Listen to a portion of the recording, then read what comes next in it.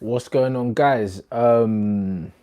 Match reactions a bit late. For simple reason, I was fuming after the game. I was fuming, can't even lie. And then had a few errands to run. So I thought, let me calm down. Also, I wanted to watch the game again, yeah, because it was shit. But I thought, you know what? Maybe because I'm angry, then maybe yeah, maybe it's not as bad. But the second time round, it was even worse. I'm gonna keep it all the way 100. Second, let me close these. I'm gonna keep it all the way 100 for you guys today, bro, because there's certain things that I said, yeah, people were getting upset about Ollie and stuff like that, and I think we saw all man's deficiencies in that one game. Remember, I said in the Flex and Rant show, yeah, if man can't go to Alkmaar and beat these man with a second team, yeah, then yeah, Ollie deserves to be in the boot, fam, not at the wheel. And he showed me how incompetent he is as a manager. Like everyone, like I had messages, people saying, "Oh, he's a club legend," like, and oh, you're being really critical or really harsh, or like you shouldn't be so disrespectful. Listen, this guy's a legend, yeah, as a footballer, not as a manager. He's done nothing in football management. And big up New Era for the hat as well. Still rocking my United logo, even though them man are pagans right now. Understand. What's the difference? The difference between Teddy Sheringham and Ole Gunnar Solskjaer. People won't say, "Oh, Teddy Sheringham is a Manchester United legend," but Teddy Sheringham was a better player than Ole Solskjaer. But Ole Solskjaer scored that winning goal, bro. That was the different margins. So if you're telling me that I can't critique this guy as a manager because he scored a winning goal, yeah, in the Champions League final, then you're bluffing, bruv. As I said online, Zinedine Zidane is a legend in world football, in my top five footballers of all time. He's won 3 Champions Leagues with Real Madrid, and they will sack him if they need to. Like, if the results don't change for Real Madrid, Zidane will get sacked because it's a big club mentality. It's not about what you've done in the past, it's about what you're doing now. Football's a results business.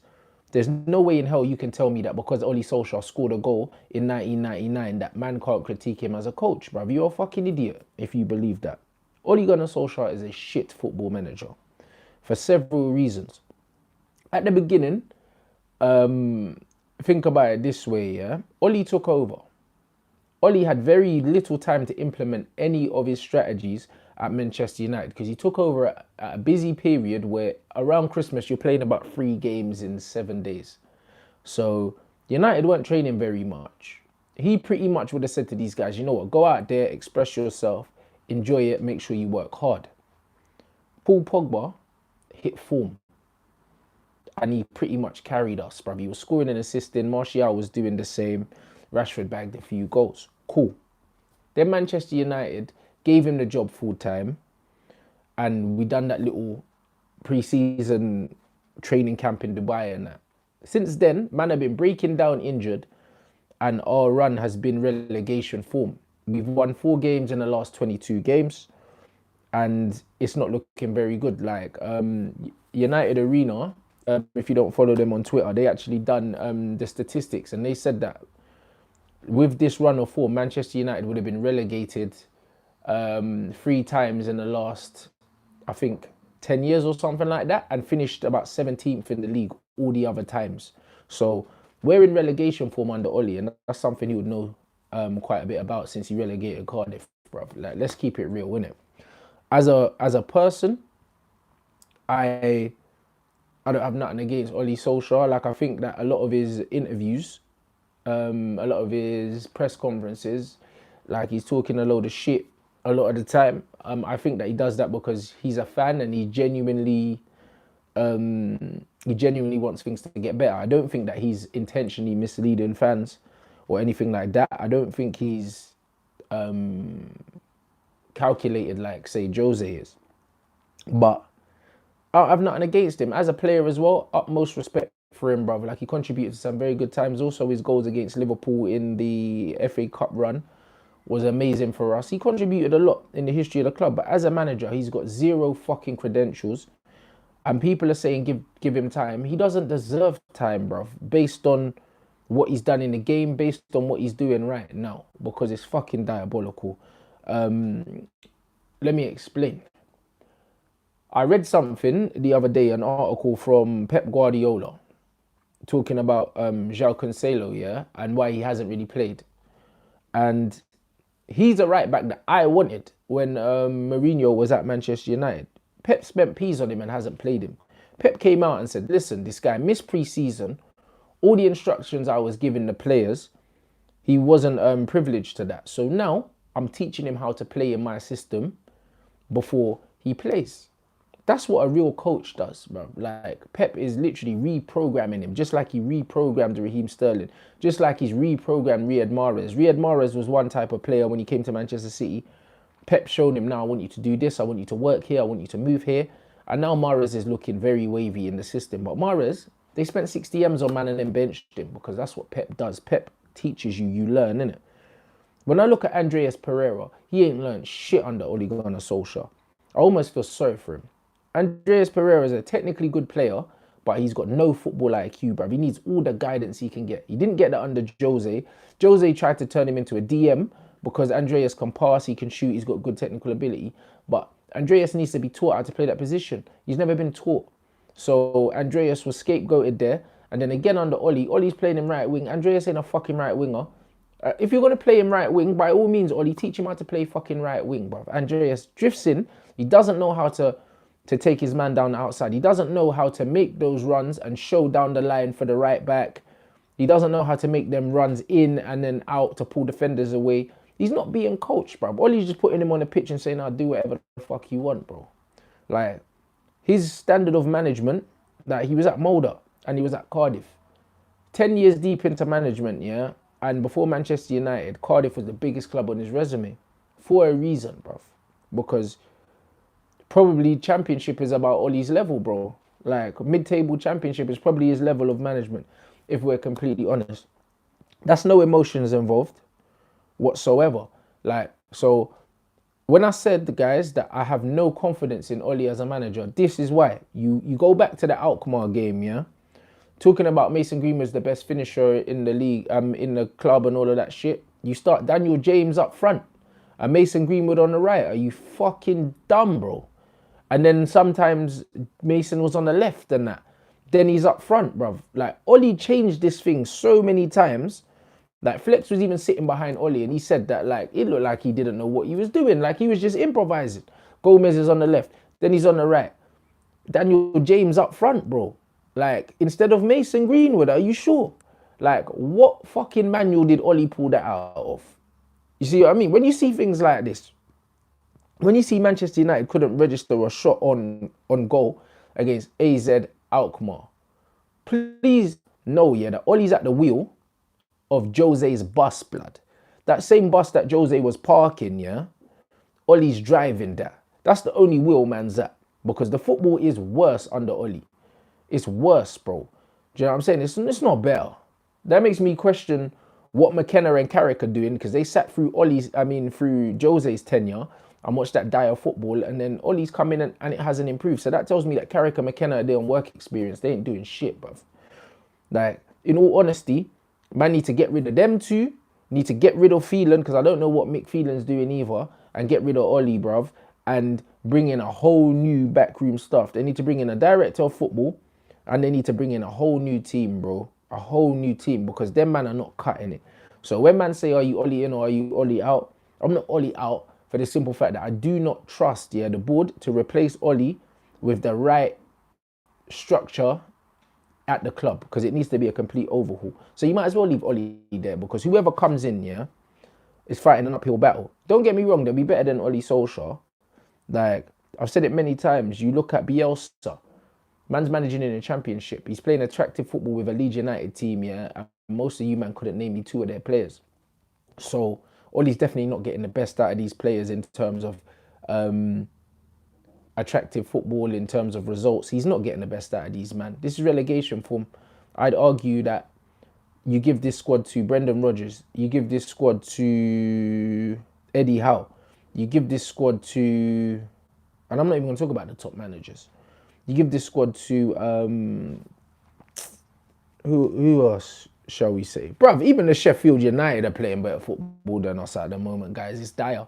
the Norwich manager Farker. You give them these Manchester United players, you're seeing better brand of football and you're seeing better results. Facts.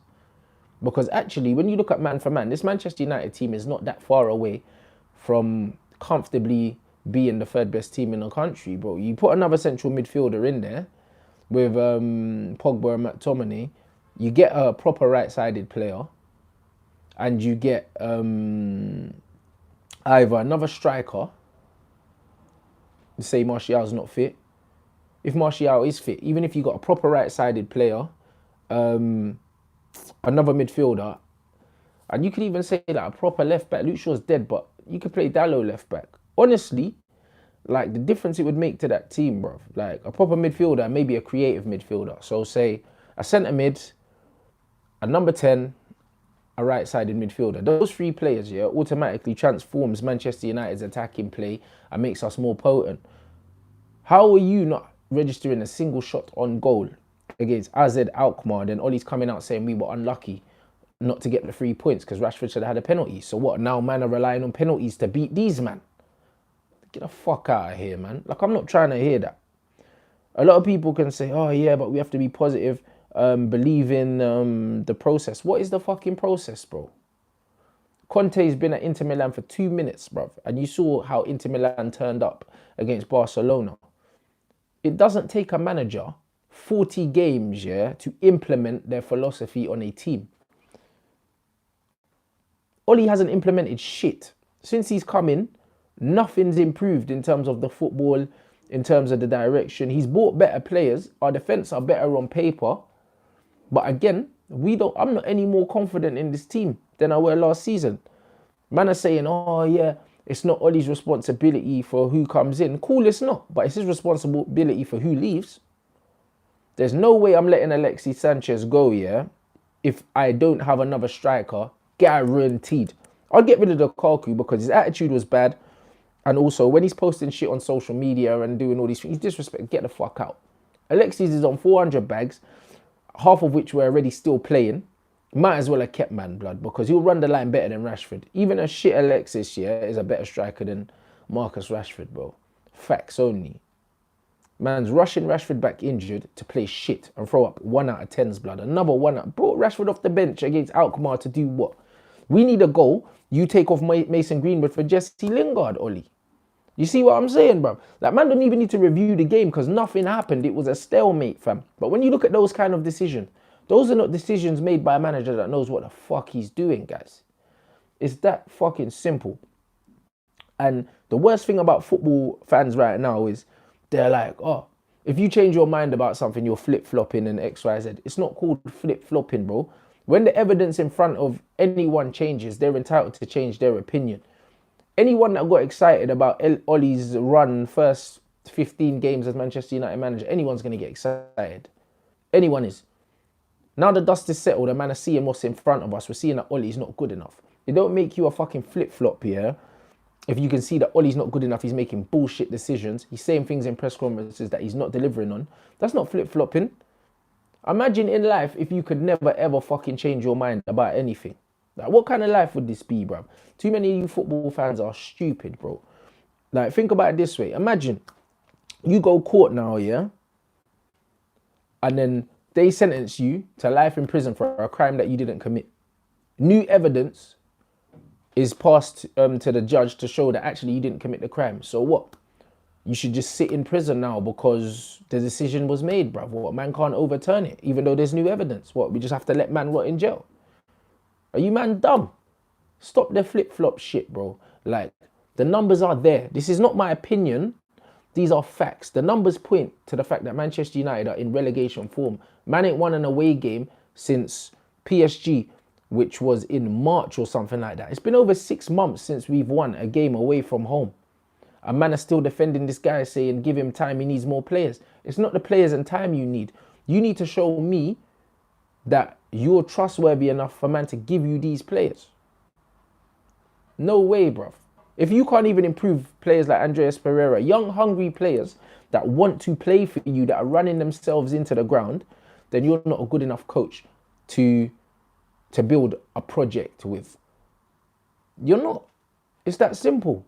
So I don't want to hear, oh, this flip-flop shit, or like Ollie's doing well, because he's not, bruv. Stop lying, innit? Like, we're in a very critical moment at the moment. Ex-players don't want to criticise the Glazers.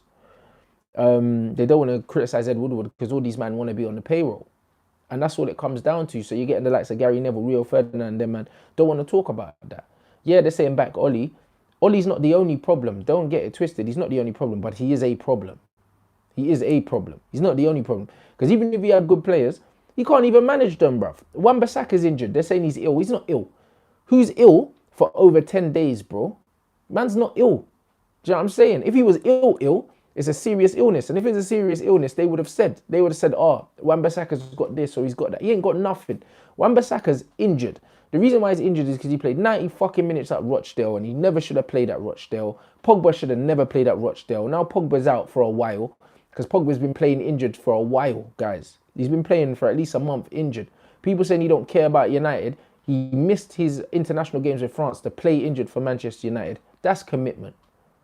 Wan-Bissaka should have never played 90 minutes against Rochdale. You shouldn't need a Wan-Bissaka against Rochdale, yeah, to fucking win the game. He's crucial to the way we play now. The whole right-hand side is dependent on Wan-Bissaka, and you risked him for 90 minutes against Rochdale, Ollie. He hasn't had a rest, bruv. Man's playing League Cup, man's playing in these Europa League games. They shouldn't be playing in that. Use your squad. That's poor man management again. That's poor tactics. That's poor everything. There's too many examples of this guy fucking things up. So, as much as I want it to be positive, like, I'm going to keep it all the way 100 with you guys. When I say I've got no confidence in this guy, I mean I've got zero confidence and nothing's going to change that. So, I can't even give you a man of the match for the game because the game was so shit. What I would say is Williams looked bright. I think that was my only positive to take from the game. I do like him. I think he's better than Luke Shaw already, bruv. Like, I'm going to be real, innit? I told you, man, about Luke Shaw. Told you, man, about Lukaku. I told you, man, about Rashford. A lot of the time, you, man, say that I've got agendas. I don't have agendas. I've just got an analytical mind, yeah? And when I watch football, I like to look at more than what the stat sheet are saying, how many touches. I like to see what these guys are bringing to the table. Now people are latching onto this Rashford thing, but I told man already, Rash Bandicoot, blood, he's a headless chicken. Same goes with Andreas Pereira. He's got technical ability, but he's a headless chicken again, bruv. He doesn't have it up here, bruv. If you don't have it up here, like, you can't play for Manchester United. It's that simple, because it's more than just being a technically talented player. You have to have all these other things. Rashford's still fucking shanking free kicks into the disabled stand. So, Newcastle, I said on the Flex and Rant show, I think that we're going to draw away to Newcastle. Newcastle are in a terrible run of form. I don't know how it compares to ours, but we should beat Newcastle. They got slapped 5-0 at Leicester, but guess what? United, while they're scoring a single goal in every game, Newcastle could get one against us, bruv.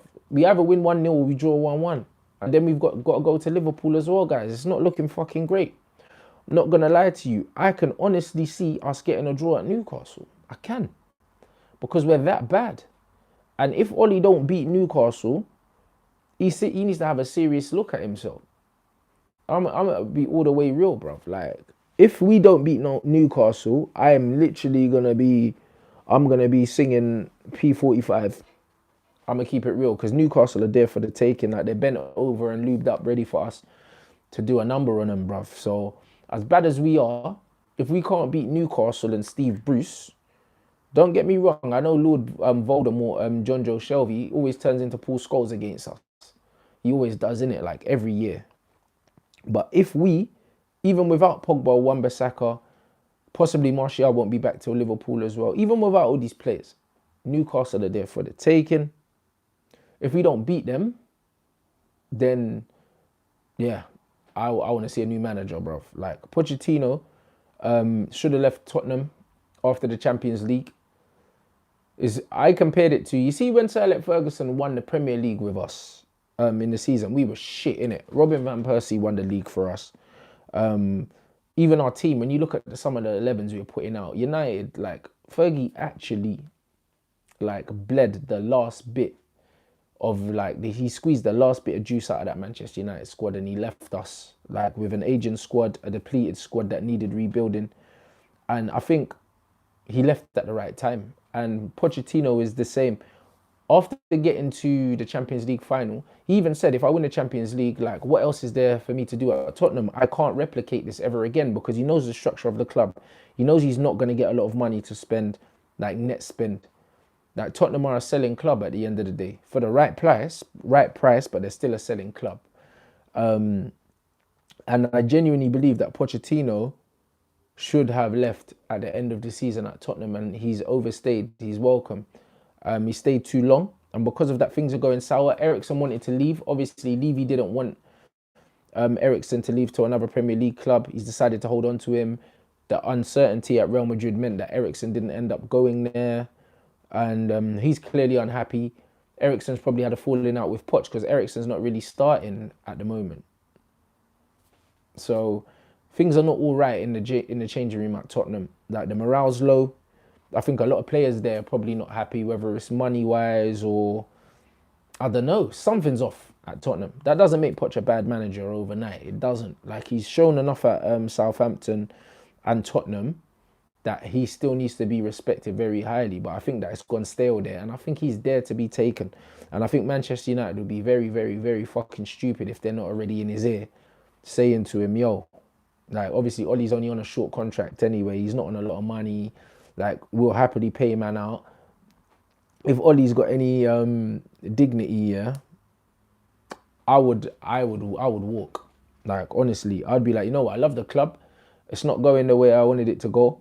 Man could do a little mutual consent thing before he tarnishes his legacy, because he's in serious danger of us finishing in our lowest Premier League position ever. I'm scared that we're not going to finish in the top 8 under this manager with these players. And then when you think of our injuries as well, we're at a big fucking risk of not finishing in the top 8, because Leicester looks serious. Chelsea, I thought Chelsea were going to be worse than they are. Only saving grace is Wolves don't look that great. But I still think, if you think that, if you think that there's other teams doing okay or thereabouts us, like, we're in danger of not finishing in the top 6, possibly not even in the top 8. And if that's the case, if Ollie finishes outside the top 6 with this squad of players, I don't think that he should be the manager next season. I think that 6th is the minimum that we should expect. 5th at most. Do you know what I mean? But I think that 1 to 25, we should be ahead of teams like Leicester. So guys, let me know your thoughts on the AZ Alkmaar game, and also let me know your match predictions for Newcastle United. As you can see, like, my cups are run off over with the bullshit that's happening at United. Don't get it twisted. I know that Ollie's not the only problem. I know the owners and Ed Woodward are also a problem, but the owners and Ed Woodward aren't responsible for the style of football we play. Just like everyone's saying Ollie got rid of the dead wood, so you're admitting that Ollie has a say on who leaves. And I don't think that we moved very intelligently in the transfer window, knowing who was or wasn't coming in. I think that the Glazers and them, man, are not the reason why we didn't beat AZ Alkmaar.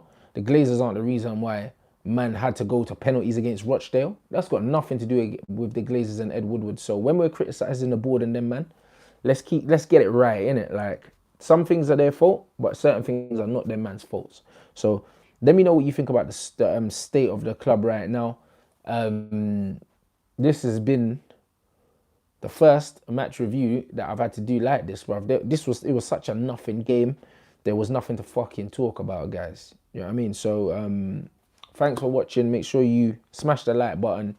Add up all the socials at Rants and Bants on Twitter and Instagram for all your trolling needs. I'll be active. And yeah, I'll catch you guys with a match reaction after the Newcastle game. Peace.